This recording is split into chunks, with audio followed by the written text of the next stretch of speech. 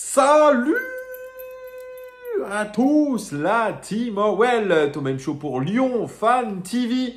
Très heureux les gars de vous retrouver pour une nouvelle vidéo. J'espère que vous allez bien. J'espère que vous avez passé un bon week-end. Victoire de l'Olympique lyonnais à l'arraché dans un match absolument déplorable, mais 3 points quand même qui sont très importants dans la course à la Ligue des Champions. J'aurai le temps de vous en reparler dans une vidéo dédiée, puisque là, on est sur une vidéo OL Daily Mercato, puisque le Mercato est officiellement ouvert. Ce seront des vidéos qui vous permettront de suivre l'actualité du Mercato de l'Olympique lyonnais quasiment en temps réel. Il va y avoir énormément d'informations. Nos joueurs d'ailleurs paraissaient très perturbé hier. Est-ce que c'était l'incidence du mercato dans les têtes? Moi, je vous avais dit que ça allait être un match très compliqué. On l'a vu sur le terrain avec des joueurs perdus, avec des joueurs qui manquaient de rythme, avec aussi des choix très particuliers de la part de Pierre Sage. D'ailleurs, il n'a pas justifié ses choix ensuite en conférence de presse. Est-ce que c'était des choix liés au calendrier ou des choix liés au mercato? On le saura très vite, les amis. N'hésitez pas, avant toute chose, les pouces. Très important, mettez-moi des pouces, le maximum de pouces. Et puis pour ceux qui ne sont pas abonnés, n'hésitez pas à vous abonner. Ça fait toujours plaisir. Et ça permet aussi d'avoir de la force pour continuer à vous proposer du contenu qui est gratuit, les amis. Je tiens à le préciser. Alors, vidéo OL Daily Mercato qui va faire grincer des dents, puisque c'est un sujet brûlant depuis que je vous ai donné des indications comme quoi Georges Mikotadze était ciblé, plus que ciblé, par le Galatasaray, actuel leader du championnat turc, le géant turc même, Galatasaray, qui a fait de Georges Mikotadze sa priorité sur le secteur offensif, puisque Mauro Icardi est blessé au ligament croisé et donc ils veulent absolument se regarnir sur la ligne offensive. Ils doivent aussi apparemment faire un mercato défensif, mais la priorité, c'est la ligne offensive et leur objectif prioritaire, c'est Georges Mikotadze. Je vous avais dit il y a une dizaine de jours, il y a un accord qui a été trouvé entre Georges Mikotadze et le Galatasaray.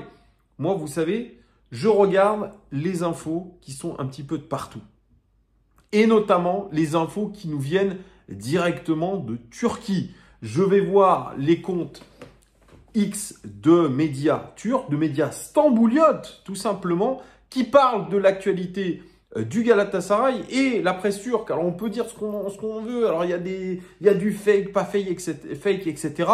En tout cas, il y a un faisceau d'indices qui montrent que Georges Mikotadze pourrait rejoindre le Galatasaray très rapidement. Il y a une dizaine de jours, le Galatasaray avait fait une première offre à l'Olympique lyonnais aux alentours des 18 millions d'euros qui a été refusée par l'OL, mais selon les médias turcs, les négociations continuaient entre l'Olympique lyonnais et le Galatasaray. Pourquoi elles continuent? Pourquoi on vendrait aujourd'hui un joueur, Georges Mikotadze, qui est arrivé il y a 6 mois en refusant l'AS Monaco, en refusant les billets de l'AS Monaco, en refusant la Ligue des Champions pour revenir dans son club formateur avec le numéro 69? Eh bien, la raison, elle est toute simple. Tous les joueurs aujourd'hui sont à vendre à l'Olympique lyonnais tant la crise financière est dure. Elle est compliquée, cette crise financière. Elle est difficile même à palper. Et l'Olympique lyonnais est sous contrainte et sous sanction de la DNCG. Interdiction de recrutement, encadrement de la masse salariale et possibilité d'une relégation en Ligue 2 minimum en fin de saison. Et on a appris aujourd'hui via Hugo Guillemette que l'Olympique lyonnais avait fait appel des décisions, des sanctions de la DNCG devant la Fédération française de football. On verra ce que ça va donner. Est-ce qu'on arrivera à prouver la bonne santé financière ou en tout cas des preuves comme quoi ça va mieux.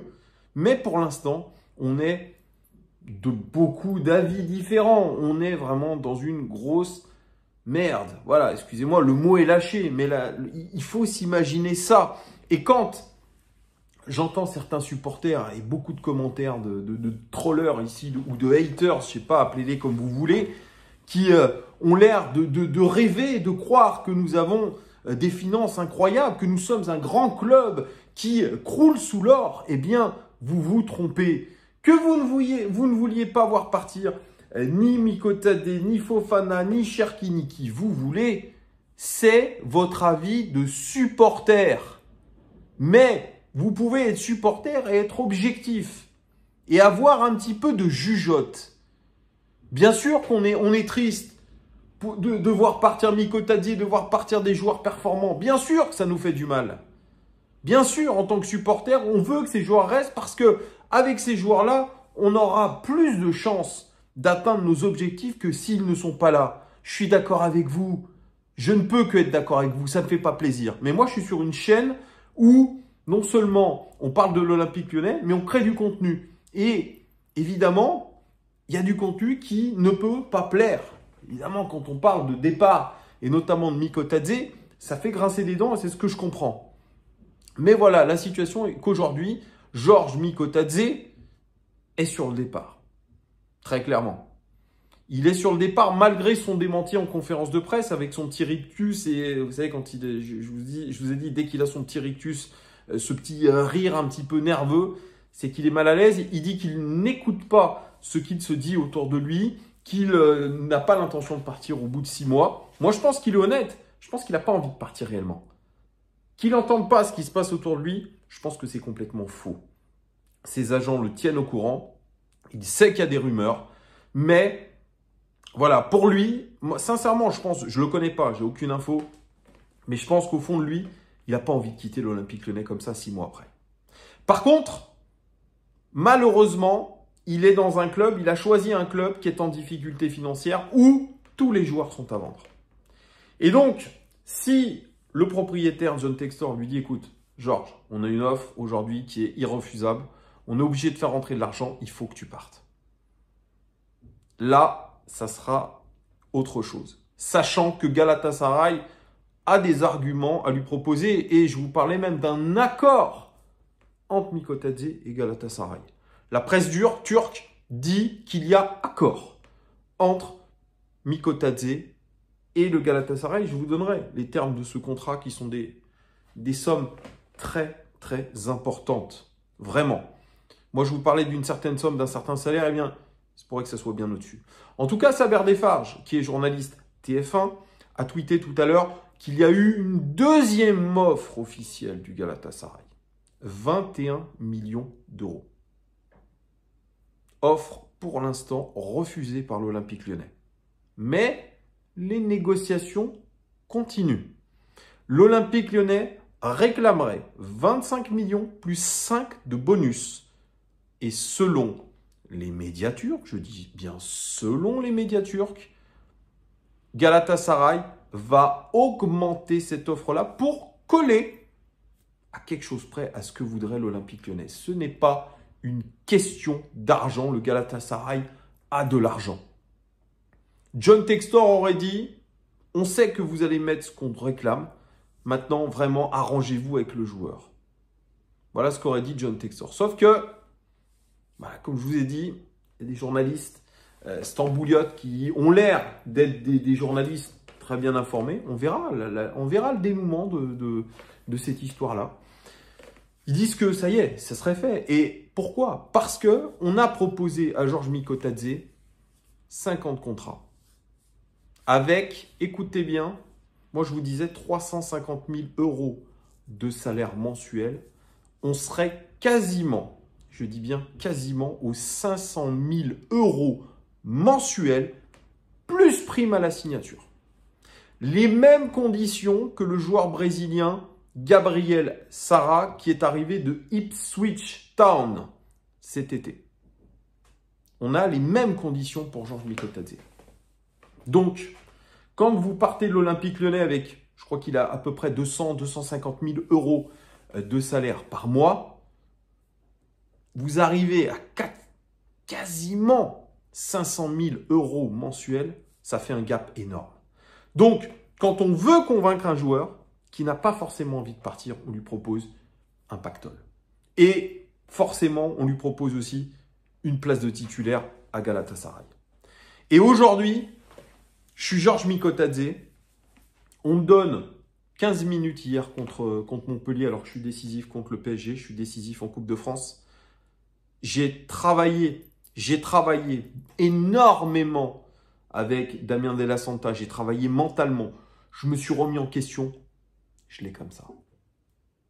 Alors, j'aimerais bien que Pierre Sage m'explique tout ça, ou nous explique, pas m'explique à moi, non, nous explique pourquoi Georges Mikotadze n'était pas titulaire. Je ne dis pas que Lacazette n'a pas fait un bon match hier. Il a été l'un des seuls à un petit peu surnager dans ce match-là. Mais, vu les dernières rentrées et les dernières prestations de Georges Mikotadze, c'était normal qu'il soit titulaire. Je ne vois pas d'autre explication qu'un joueur en instance de transfert. Et si ce n'est pas le cas, moi je suis Georges Mikotadze, comme je l'ai dit hier en live, je les ai là, vraiment là. Et j'ai pas l'impression qu'on me respecte. Et donc, je me pose la question d'un départ. Donc, il faudra éclaircir tout ça. Mais ce qui est sûr et certain, c'est qu'aujourd'hui, Georges Mikotadze est le joueur qui a une offre concrète.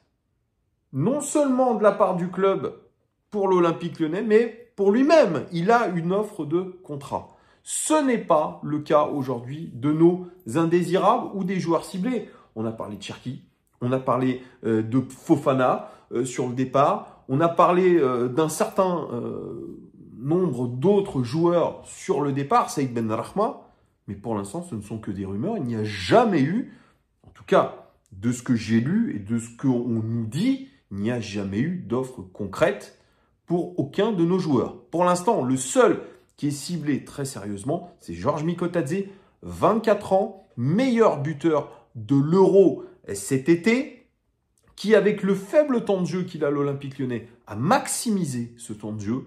Donc aujourd'hui, il est logique que ce joueur-là soit ciblé. Adil Rami disait qu'il finirait dans un top club européen.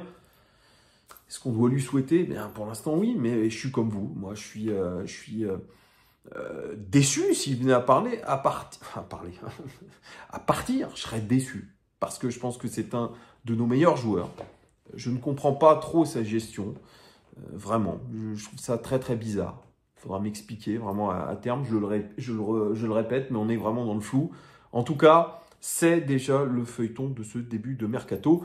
Georges Mikotadze partira-t-il de l'Olympique Lyonnais pour aller à Galatasaray?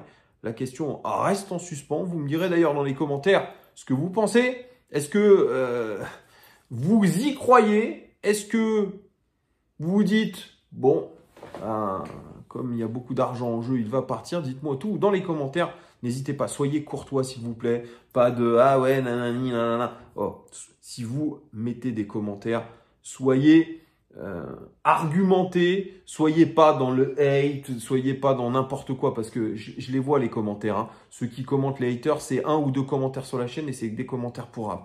Voilà. Donc merci à vous d'avance et je vous dis à très bientôt. Bon début de semaine à tous. Ciao.